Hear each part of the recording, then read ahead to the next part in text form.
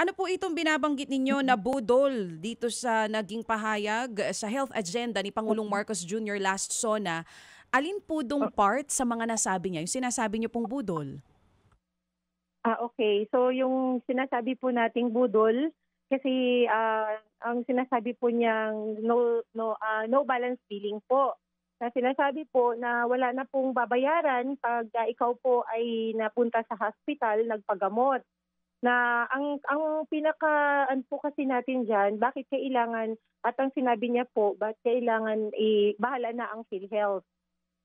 Ang ibig sabihin lang po kasi niyan ng pagka nagkaroon ka po ang sinasabi niya pong no balance billing po, kailangan, isa ka munang miyembro ng PhilHealth.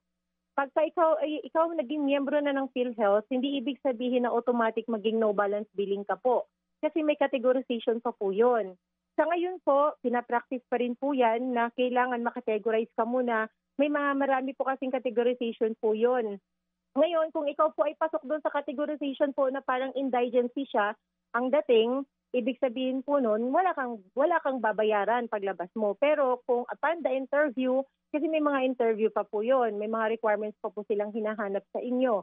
Ngayon, pagkatapos ma-interview, kung ikaw po ay hindi qualified po doon doon sa category po na 'yon, ay magbabayad ka pa rin po naman, may babayaran ka pa rin naman, hindi po siya libre.